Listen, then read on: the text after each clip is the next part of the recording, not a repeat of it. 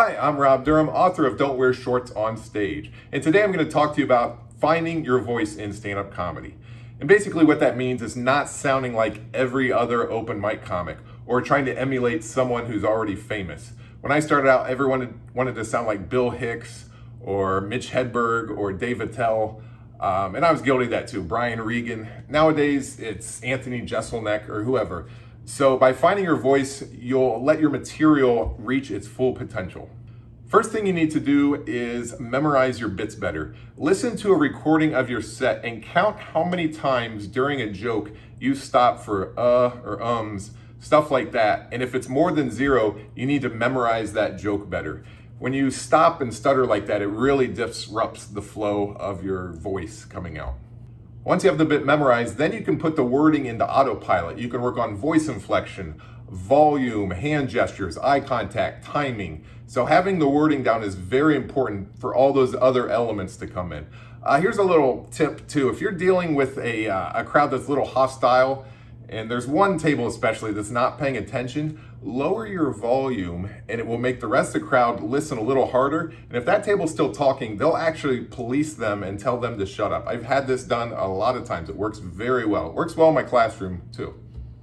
The next step is probably the toughest one, and what really separates open mic comics from professional comedians is bringing the bit to life.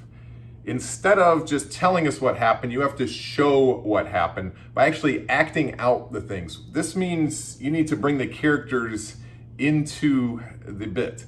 I'll show you an example here. Senior girls are the toughest because they whine about everything. They're just, Mister, what's the big deal? I was just 2 days late on a paper. What's the big deal? 2 days late. You're an 18-year-old young lady. You can't afford to be late on anything, period.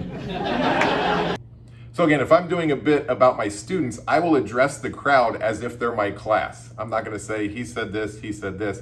I actually turn the dialogue on and use different voices. That's the next thing I want to talk about too, is voices doesn't mean impressions. I am not an impressionist. I can't do impressions.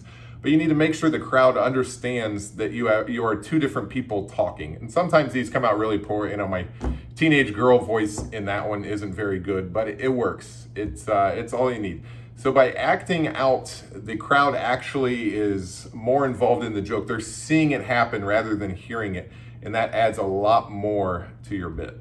It can take years to find your voice, but follow these steps and it'll speed that process up. I know it took me 5 or 6 years. So for more tips on how to make money in stand-up comedy, check out my book, Don't Wear Shorts on Stage. It is available on Amazon in ebooks as well. I'll see you next time.